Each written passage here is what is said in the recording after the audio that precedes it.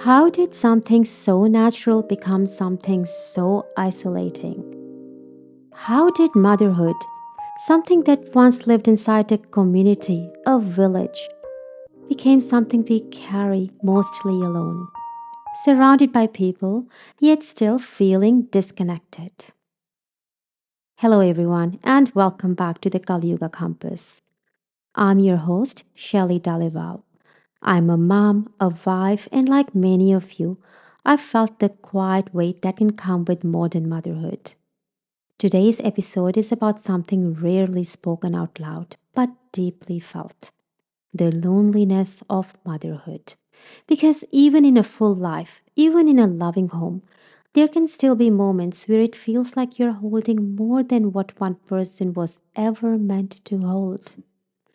For most of human history, raising children was sacred. There were grandparents, extended family, neighbors, other mothers. Support wasn't something you had to seek out, it was built into daily life. Anthropologist Sarah Bluffer Hardy describes humans as cooperative breeders, meaning children were historically raised by multiple caregivers, not just one or two parents. So a child wasn't dependent on a single nervous system. They were supported by a network of adults, each contributing stability, care, and guidance. But modern life has shifted that structure. Families are more spread out, communities are less embedded, and many mothers are now managing without the kind of shared support that once existed naturally. In earlier episodes, we have talked about how the world around us has changed, how structures have shifted, and how that affects how we live. The loneliness of modern motherhood is one of the clearest ways we feel it, not in theory, but in daily life. Motherhood today isn't just physical, it's cognitive, it's emotional, it's constant. Tracking needs, anticipating problems, holding routines together. Sociologists call this the mental load, the invisible work of managing a household and family life. And because it's invisible, it often goes unrecognized until it becomes heavy. Then there's another layer: digital connection. We see other moms online, moments of calm, organization, smiles, and even when we know it's curated, it can still create a quiet comparison when we ask ourselves, why does it look easier for everyone else?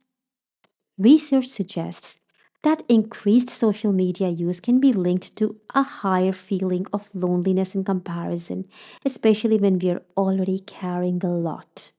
There are moments in motherhood where everything looks fine on the outside. The day has been managed, your child is okay, but internally you feel stretched, not just physically, but mentally, emotionally, and often you don't say it because you can't manage, because you are capable. But this is important to understand. This isn't a personal failure, it's a structural shift. You're carrying more than what one person was ever meant to carry without the built in support systems that once made this sustainable. And over time, that doesn't just create fatigue, it creates a quiet, ongoing strain that most people around you don't fully see. I remember this in a very real way. About 5 months postpartum, like many new moms facing complications, I developed significant pain in my body. It was eventually diagnosed as rheumatoid arthritis. The flare up lasted for months. I was taking painkillers, medication just to get through the day. And at the same time, I had a newborn. My sleep was broken, my body was struggling. My husband was working long hours as the sole provider for our family and helped out as and when he could. So I had to carry my part without a village in sight. There was no one to hand this over to. No pause, no relief. And I remember telling myself almost daily, I cannot fall apart because there was no backup, no one else to step in and hold things together for my daughter. In those moments, I realized just how much I loved her and how much strength she gave me to keep going. I did get through it. The flare up settled, my body recovered, and it hasn't returned since. But looking back now, that wasn't just resilience. That was carrying something that was never meant to be carried alone. And that's the part we don't always question. We normalize this level of strain as if it's just part of motherhood, but it's not. It's what happens when something that was once shared is now carried alone. We are living in a time of constant contact but reduced support. Messages instead of someone physically being there, photos shared instead of time spent together, checking in through a screen instead of someone stepping in to help. And over time, something subtle happens. We remain visible to each other but less supported. So, what does rebuilding connection actually look like? Not something big, something small and consistent. Choose one person you feel safe with and reach out without overthinking how it sounds. Say one honest thing, even if it feels small or unfinished. Accept help without feeling the need to explain or minimize it.